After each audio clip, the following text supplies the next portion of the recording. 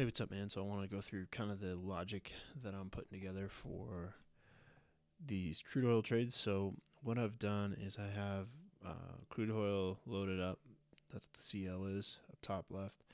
The December contracts right now, we can talk about when those change and whatnot, but I'm on the 800 tick chart. So what that means is 800 orders go in and are filled in one candle. So this is 800. This is 800 orders, 800 orders, 800 orders, 800 orders. It doesn't matter the size of each order. So if somebody trades one contract, it would be counted as one order. If they trade 10 contracts, it would be counted as one order. So that's kind of that's what a tick chart means. When I talk about 4,000 tick, that just means each candle is 4,000 orders.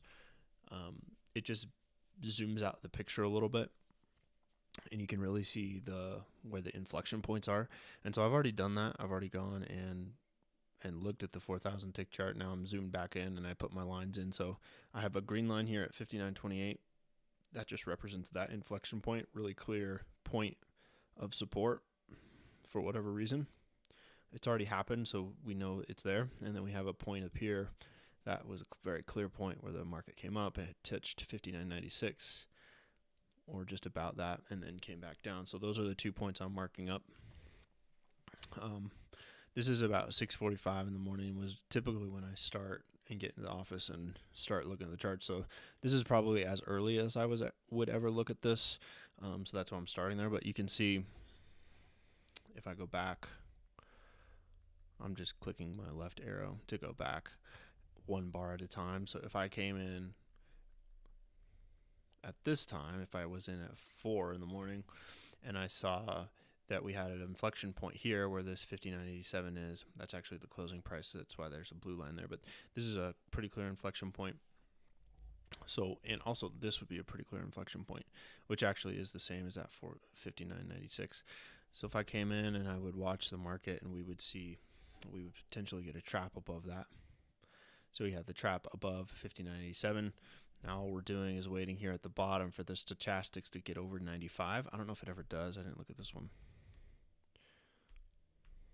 82, 84, 88. There's your 97. And so this line wouldn't be here yet because I wouldn't know that that's the inflection point. So remember, I'm just watching the market. I may have a line right here, and I may have a line right here. So I'm kind of in between these two, this kind of gray area, or this area I'll make, this red area. That's the two trap. I mean, that's the two try, area that we're looking for to get in short. So I'll just shade that. Let me shade this.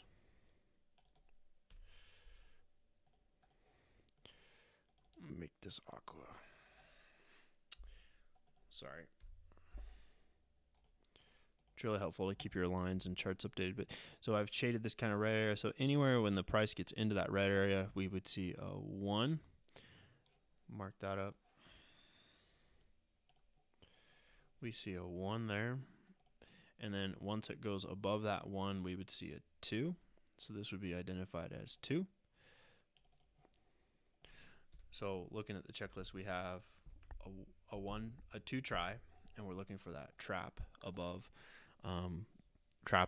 the high of the first try. So this is considered the first try, and then it pulls back, and here's the second try. The objective of the bulls in this case is if they get a first try, their objective is to always get a second try back to that high and break through it. And so that's where we're identifying the trap. Now we're looking for above 95, which this is the first candle that occurred. So it was 88 and it was 97. So we wait on that candle to close. Once that candle closes, we would sell into this candle here.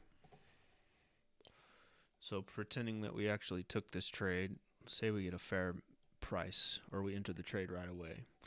So we'll say we got in at 92, which isn't great. We could have got a better entry. You probably could have got 96 or 94. I mean, those pennies do matter, but just keep in mind that I'm trying to be pretty conservative on this when I'm looking at it and just say, hey, I got a bad fill. What's going to happen? So remember, our stop goes to 90 or 10 points above. So 92 to 602, that's our stop up there. And then our target would come down to 82, right? So there's a ton of numbers on there, but the 92 represents where we got in. The 602 represents or the 02 represents our stop, and then the 82 represents our target. And so we would just click through, and there you hit your target of 82. We would have got filled on that candle, and it actually ended up dropping quite a bit more. So if you had 2 contracts, you would then move your stop down to this 92 level, and now there's no more risk in the trade. And then your second target could either be, you could say, I want to do a 20 tick target, so that would be 82 down to 72, which is actually just hit there, so you would actually got your second target filled. Or you can say, I want to go back to a low right here, or right here, or right here, or you could trail it. So you could say, here's my closing order. I could just trail it down. So I would trail it there, wait for a couple more candles to close, and then I would trail it down there. So if any time it started moving back up, it would get me out for the profit, like right there. I'd get out. If I didn't do that trailing, you could see if it got back down there. I'm not sure if it does or not, but so anyway, that's the idea. So let's look through, kind of reset to when we get into the office. So you can see the times down here at the bottom. 6:18. All right, so say I get in at 6:49. This is what I come into. I've already looked at the 8,000 or the 4,000 tick chart, so I've seen the larger time frame, and this is the only identifiable point on that time frame. On the upside, we would make a point here because this became a critical point where the stock made a turn. So let's make sure I have that level.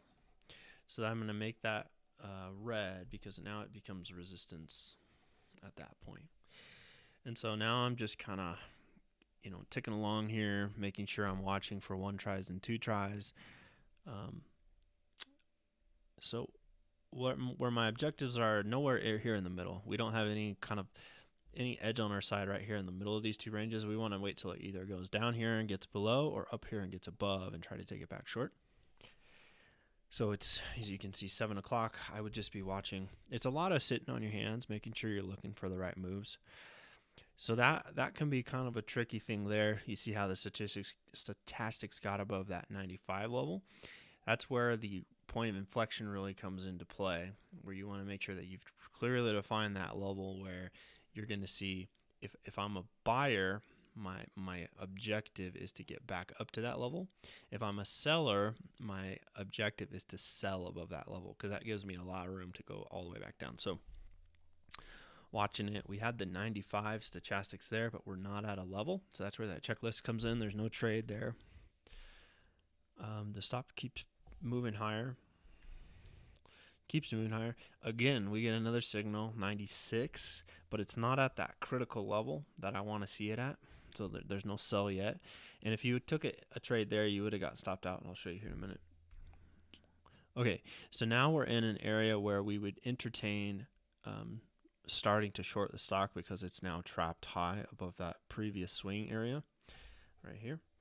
So I'll just tick over. So that constitutes an entry candle. So that is now an entry candle. Stochastics is above 95. It broke through, so it trapped high. So I want to wait for the next candle and sell. So let's say I got a really bad price and I actually sold it low. Let's say I sold it at 98. I'll tell you about how the orders go in and whatnot. There's cool chart trading stuff that you can do where you just put a line on the chart, and as soon as the stock gets to that line, it'll sell or buy. So let's say I get in at 98. That means immediately, and this is automated too, so you can tell it to put in a stop order right away. So my stop would be at 60.08, and my target would be back down here at, so 98 would be 88. So a ton of numbers here. Let's just call my target 87 in this case. We'll just keep the blue line on there. So the stock is, again, above the line. Above the point here, we have a 1 and a 2. One thing that you could take, there's an interpretation thing here. So some people may consider this just a 1 and not take this trade because we haven't seen the second try. So we know that when we reach an objective, we want to make another move to it. But you could also see this as a giant 1 try, 2 try. So you could say this is 1 and then this is 2. So it depends a little bit on interpretation. That's where the skill comes with practicing these things. So anyway, we'll watch it go. So I'm clicking next. It's kind of sitting at our entry. Remember, we entered at 98. Popped up on us. You got to be really strict with your stops, though, because these things can fly. It never got to our stop. It looks like it went up here to 06. Pennies really do matter in this, so keep that in mind. But and it immediately starts pulling back. So there's our target of 87. Now what we do is move our stop down to our point of entry. So now my stop is at 59,898. So there's no more risk in the trade. If it goes back up, I get stopped out of my next contract if I'm trading 2 contracts at break even. And then my new target is going to be 78. So we went 98, 88, and down to 78. That would be a 20 tick target, which would be $200 on that contract. So that would have filled there. You could also do, instead of putting it at 20, you could do a point of inflection. So you could say, I think it's going to get back down to that point right there. So I could put my stop or my next target down to 60. So that's almost a 60 or a 40 point move, which is $10 a tick, which is a $400 trade with 1 contract, 800 with 2 contracts, etc. So this one actually does make a V move down and hits that. So that's where that runner could come in play. You could also play it with 3 contracts, right? And so if you got in at 98 with 3 contracts, you'd stop up here at 08. And then you would say, all right, target 1 is 88. Target 2 is 78. So now I've locked in 300 ticks or $300 with those 2 contracts. And then my next target is going to be a runner, or I could do a trailer. So I could say, all right, I'm going to move my stop down there, kind of like a point of inflection right there, and then I'm going to move my stop down here. So if it goes back up, I'm going to get out. It didn't in this case, so then you just keep kind of moving this down as it went. And if at any point it turns back up, you'll get out of the trade, but you'll have locked in all that profit along the way. I don't know if this one turns back up or not. Yeah, so you would have got, if you were in this as a trailer, I got stopped out right there.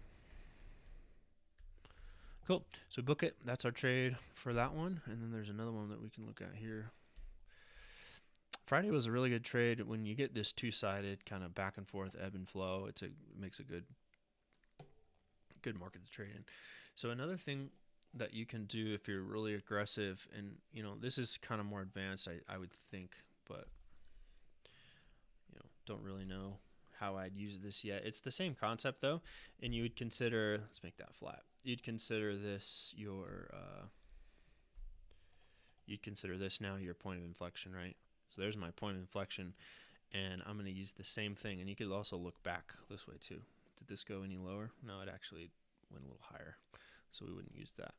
So we'd use this line here, and we would say, all right, let's back up. We would say, okay, here's my swing. Now I'm looking for 2 tries going in. So here we have 1 since it got back to the moving average. And now I'm looking for my second try to push below that point of inflection. And I want my stochastics, once it gets below that, to be below 5. So it tanks down. It tanks much lower. So that's why I'm saying it's a little advanced, because that actually that's not your trigger candle yet, because it's not below the point of inflection, that line. Once it gets below, now I wait for a close of a candle below 5. So that's my closing candle below 5. I enter on the next candle. If you get a really bad pricing, I don't know if this is going to work out, but if say I bought up here, I wasn't ready, my stop didn't go off, I got in at 49. Actually, let's just make this 55, make it really bad. All right, so there's my entry. That means my stop has to be down by 45, and my target has to be 65.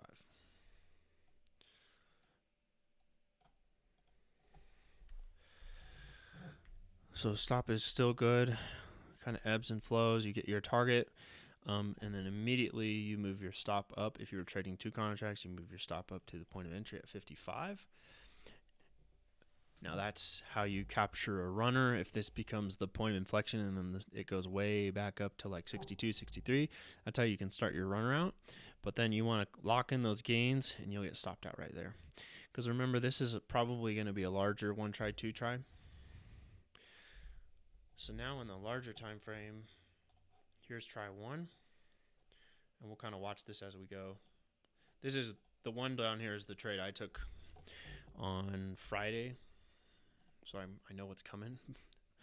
Cheating there, but yeah. So this is your leg 1 try, and then we'll look for leg 2, and we'll look for it to flush under this support level, and then we'll wait for it to turn stochastics under 5 and go from there. So I'll just click ahead. See how the markets kind of have that flow to them. So you have 1, you could count this as 1, like I talked here. So 1 and 2, use that point of inflection. Now you can do it again, 1, back up, 2, or you can, the bigger time frames are a little more powerful, where you look at it like this, right? You say on a larger, you say 1, that completes 1, and then 2 would be under this line. That's their target. This is the bear's target. This is where they want to go. This is how professionals think. I'm slowly starting to get it. All right. We now have a candle below our point of inflection, or our support level, and we have what is now a try number 2.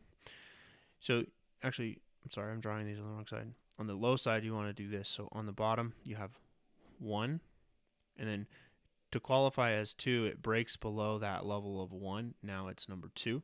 Sorry to confuse you on the other side, but yeah, 1 down to 2. Now it's below, and my stochastics is under 5. So that means I enter on the very next candle right there.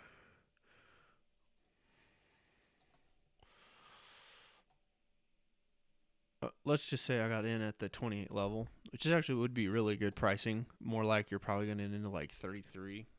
Up here, you're probably going to be like 32, 30. But that's okay. It typically is still okay.